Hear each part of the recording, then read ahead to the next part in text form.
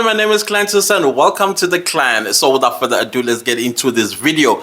Guys, I know that I don't ask of you of this, but it's something that YouTube encourages us to ask because it is what helps a YouTube channel to grow, meaning like to reach more people, and so that those people get the opportunity, if they like the content, to subscribe. So if you're not going to click the like button or press the like button or just like the video, unfortunately the YouTube algorithm is not going to push my video to more people that probably might appreciate this content. So if you want to see me succeed on this platform and also see the clan growing, please do smash the like button so that I can also be seen by more people all around the world, because YouTube is a global platform and some people elsewhere in the world might be interested in the Senzo Meyiwa murder trial, even though some may not know who he is.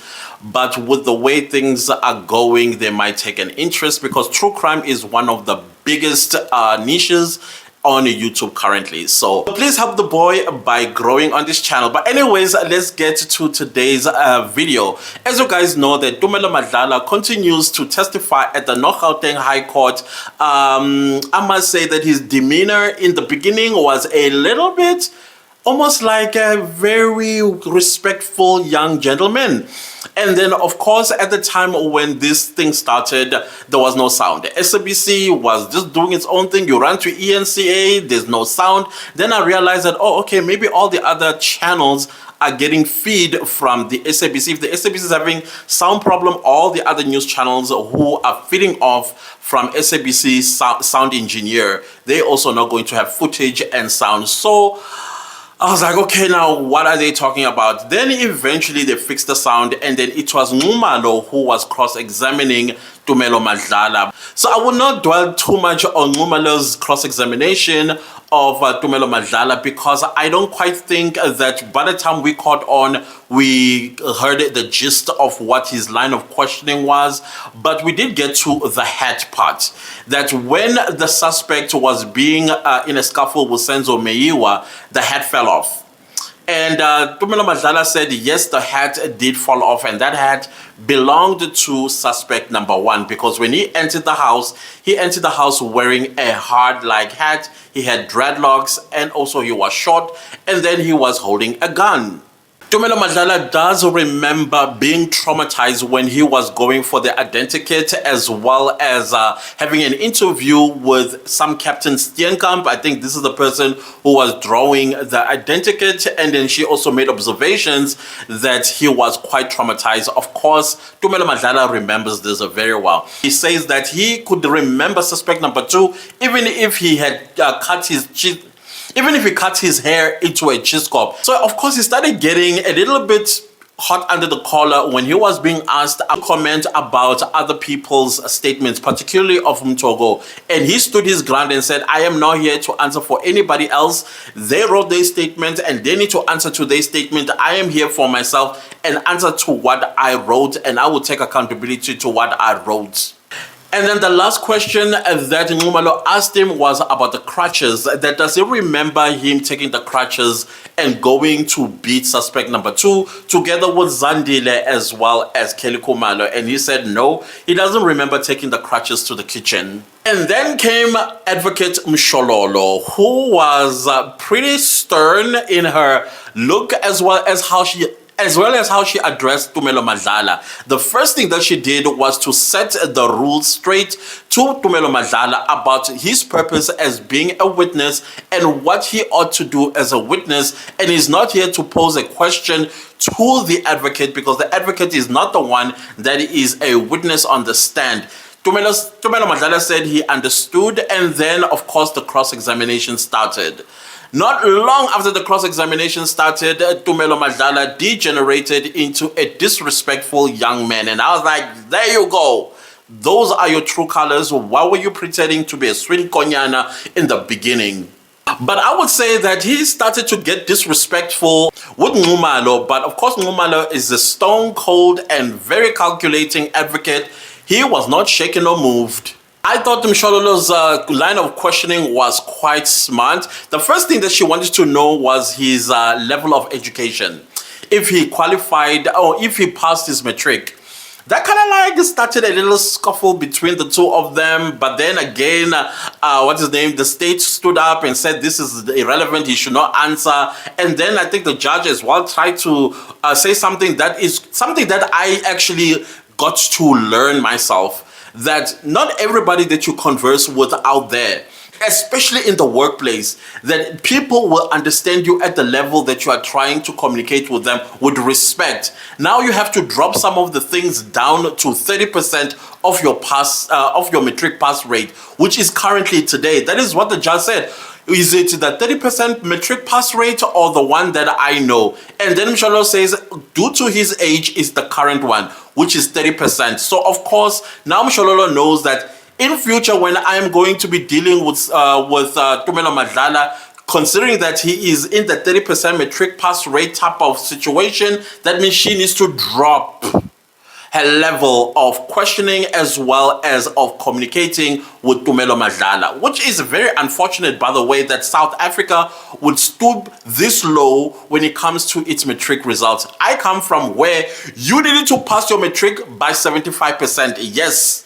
I later find out that no, it was actually 50% in other schools. I went to a private school, of course, and then 75% was the pass rate for matric. You drop to 74, you needed to do like a supplementary type of examination to get that 1%, and then you pass. And 75% was considered as below average.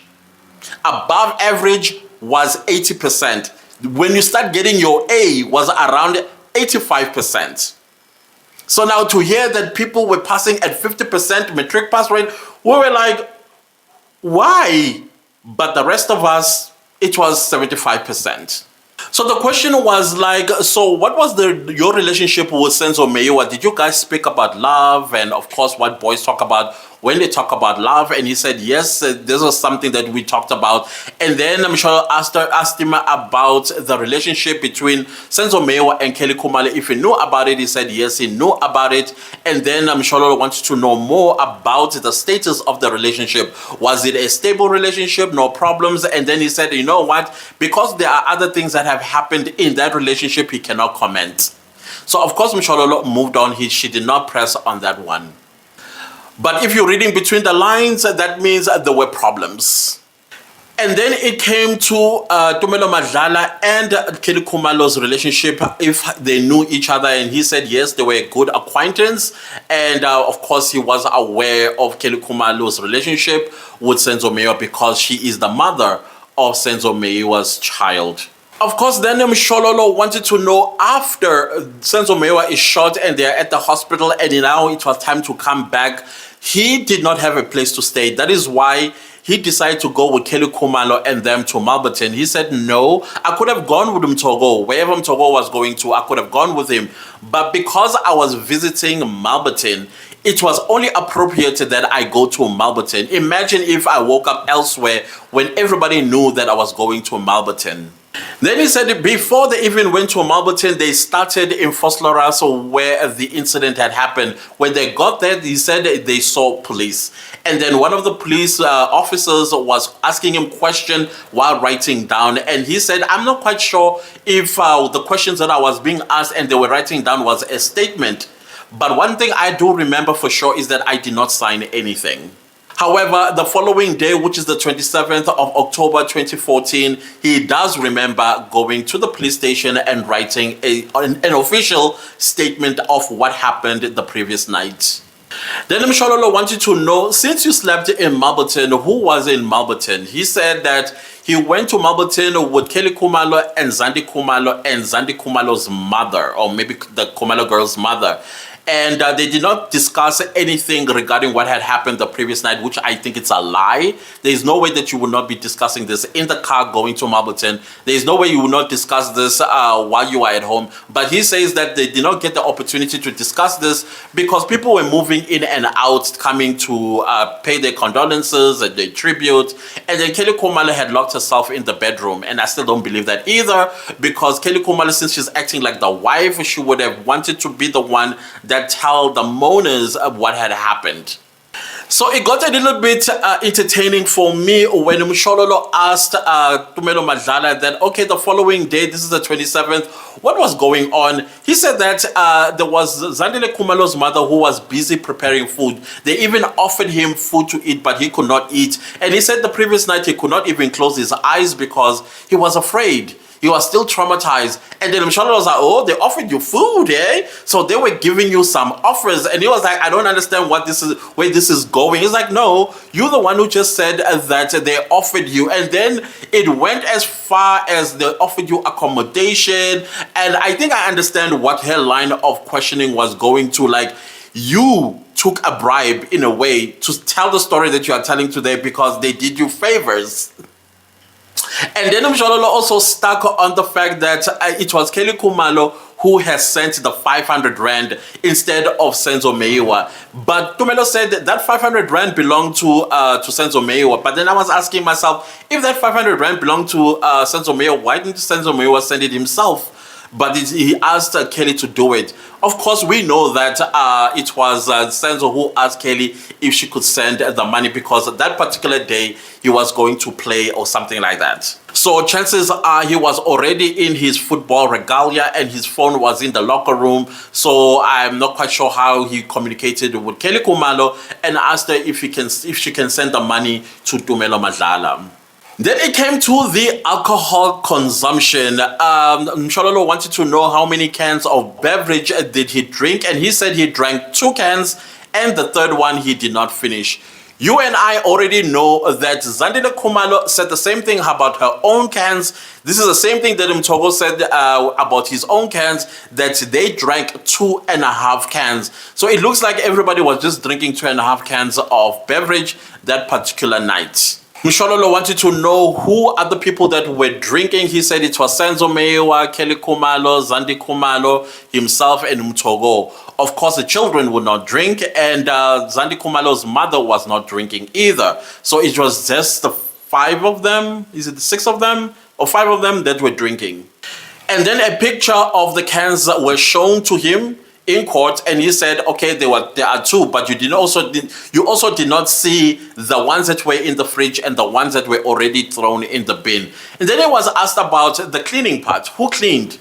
Because he said there's no way that we're going to leave empty cans of alcohol in front of them.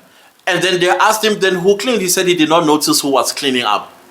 And then for me, this is where Tumelo Madlala pinned himself against the wall. Remember in his evidence in chief, he testified, was it evidence in chief or it was during cross-examination? I can't remember which one, where he said, it's impossible, or he finds it impossible that Kaya, is it Kaya Ngache?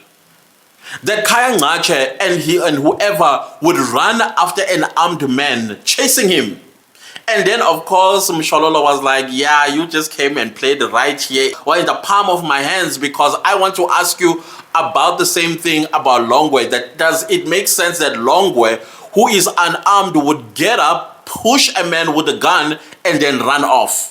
Oh, this is when Tumelo Madlala realized that he is pinned against the wall.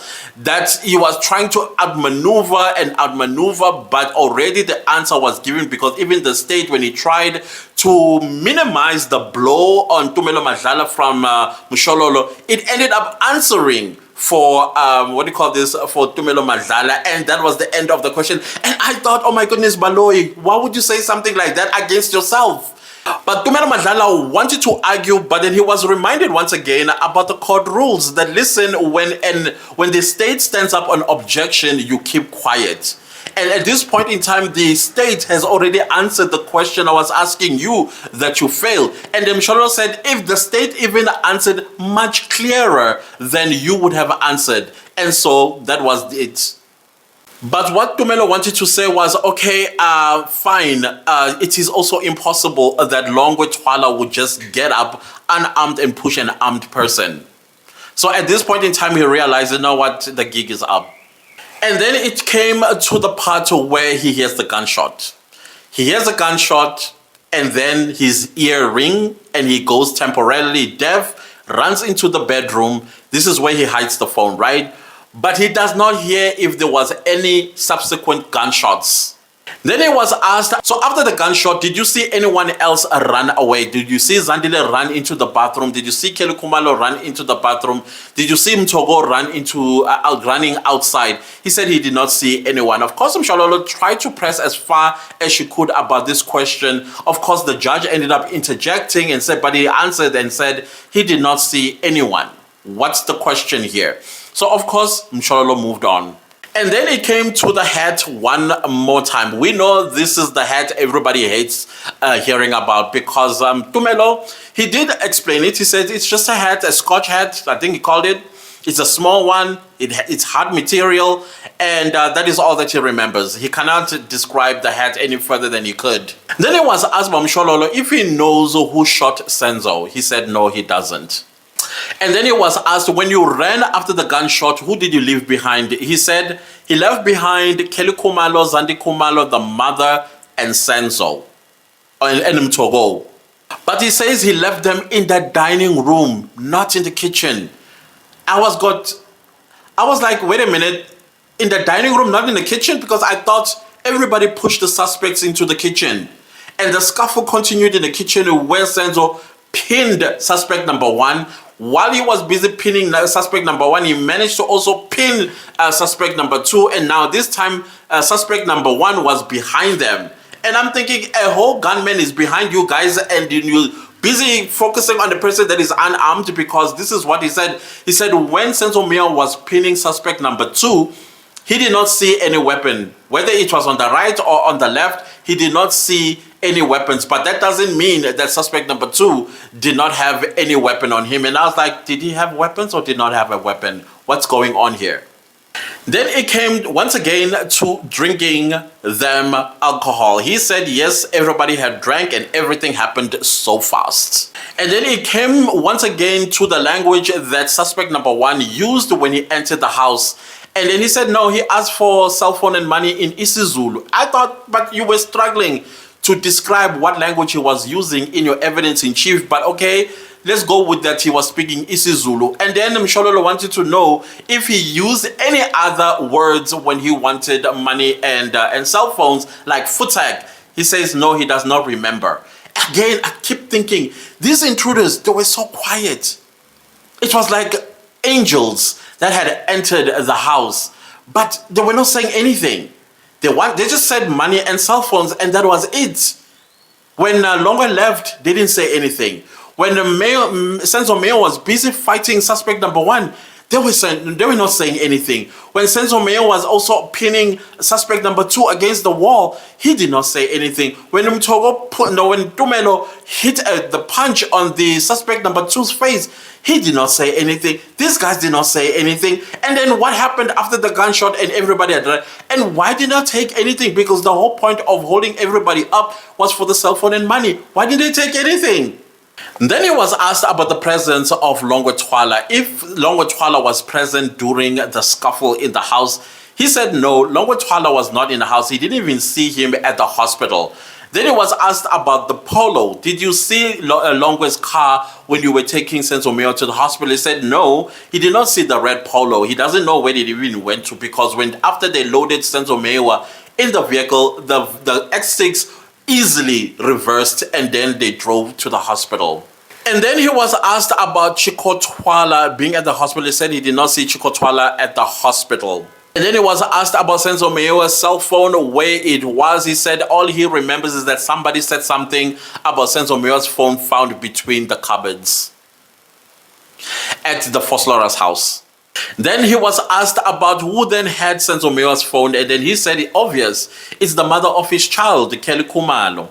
And then he was asked about his participation in assaulting suspect number one and suspect number two. He said he did not assault suspect number one, but he does remember throwing a punch at suspect number two. That is why he can identify suspect number two, even though he was wearing a hoodie.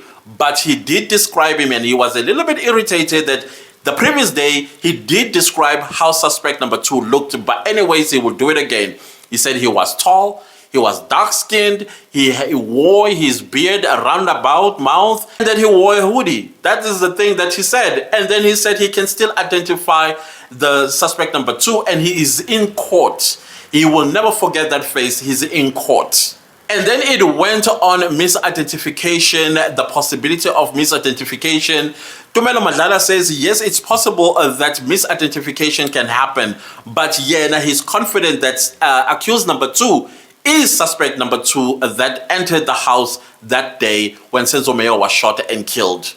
He said that he will never wrongly implicate a child of another woman for something this serious. He admitted that 2 people can look the same and have the same hairstyle, same way of putting their beard. Then he came to the cell phone that he had, his own cell phone. He was asked if he called the police. He said, no, I did not call the police. I've never called the police in my life before. Then he was asked then, okay, then who did you call? He said the only people that he called was Senzo's brothers, Senzo Meyiwa, as well as his lover. He was asked if he called the ambulance. He said no, he did not call the ambulance because he doesn't know the ambulance number. To be honest with you, I also don't know the ambulance number. I think you'd still dial 1011 for the ambulance, right? I think this is a thing that, come on guys, we need to do better. We need to know the ambulance number. I don't know it. I don't even have it in my phone. So I think this is where it ended because, again, sound just left us. Because the SABC engineer, I don't know what the problem is. He must just stop touching buttons. That's it. Once the sound and the picture is moving, just leave everything until the end. But anyways, they went on to a long break, which is lunchtime. That is why I was able to make this video. But once they return, then I will tell you the rest of Tumelo Madlala's testimony in another video. If you like this video, give it a like. If you didn't like the video, give it a like. Anyways, do subscribe to my YouTube channel and don't forget to click the bell notification so that you get notified every time I upload a new video. Guys, don't forget to like the video because it helps the video, it helps the channel to grow. My super thanks are turned on. Thank you so much to everybody that is super thanking me. You guys yesterday, you surprised me. But anyways, do leave me a comment down below and let me know what you think so far of Tumelo Madlala acting like a sweet Konyana to the downright disrespectful gentleman that he is. But anyways, guys, thank you so much for watching. Don't forget to share this video far and wide. Goodbye.